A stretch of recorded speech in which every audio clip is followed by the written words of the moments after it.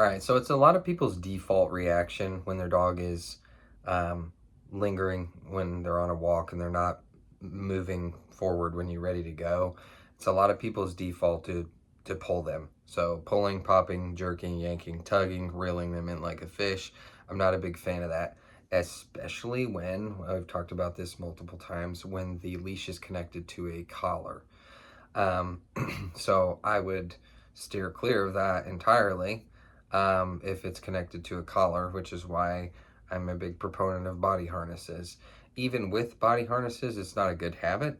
If you need to pull on your dog to take evasive action to get him away from danger, whatever it is, that's one thing.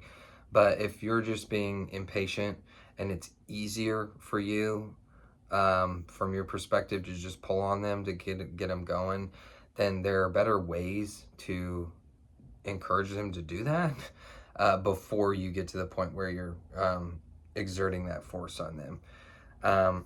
So one thing would be you can like shuffle your feet. You can get happy and get silly and shuffle your feet and see if your dog responds to that. A lot of the time they'll like be like, "Whoa, that's cool. Like, what do you got going on?" There was a dog that I was walking like to keep him engaged with me and keep him like checking in with me. I would kind of like just like really lightly roughhouse with him like while we were walking. So like you can shuffle your feet and dance around. You could do something like that. Like if you have a good like relationship with your dog and they're accepting of touch, then like you can kind of like yeah, um, roughhouse with them a little bit, get them going that way. You can lower your stature. So I always like dip my shoulders and get low, like kind of bow, and then like maybe like back up, like backpedal while I'm doing that. Um, you can, and it's any combination of these things, but especially when the leash is like taut, if the dog's out at the end of the slack of the leash and it's taut and they're smelling something or whatever, they're out at the end of the slack, then I can like send some reverberation through the leash and I can make some silly noises whatever, okay? And again, you can incorporate any of the other things that I've talked about too. You can get behind your dog and try to walk behind your dog and see if you can get them to move along that way. This isn't an intimidation tactic, so um, anything that makes your dog uncomfortable, you want to be you're going to want to be collecting that data and avoiding any kind of um, any kind of tactic that elicits that kind of response. But you can get behind your dog and walk behind your dog and see if that'll get it moving.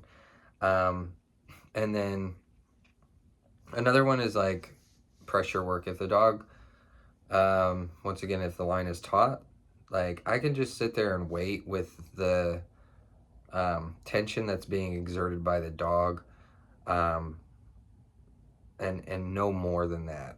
So I'm not applying any additional tension. I'm just sitting there. I'm just planting myself and standing there with that tension and not giving any for the dog, not coming closer to the dog and not trying to once again add any tension in the opposite direction. I just sit there with that tension applied and I just wait. And then as soon as the dog, whenever it will be, because it will happen whenever that dog releases that tension on their own, then I will get excited and I'll reward them. I'll praise them. I'll give them a tangible food reinforcer, whatever.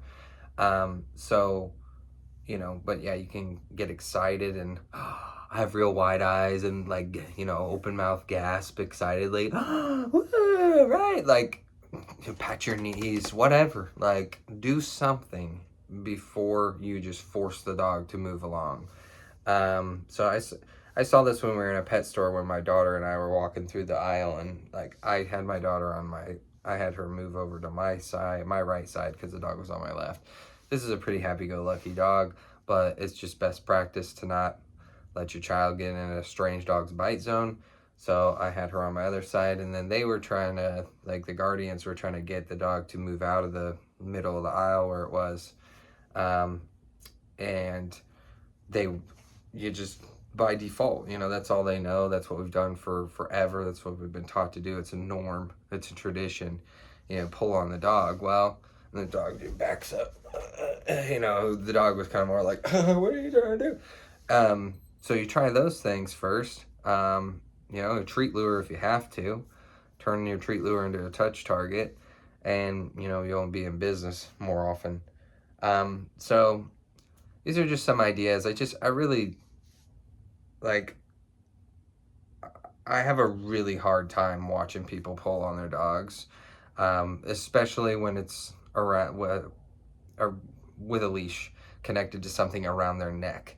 A little less of a big deal when it's connected to a body harness, but there are still better ways to do things to motivate your dog and not just rely on you know, physical force, your physicality, to get what you want from them. So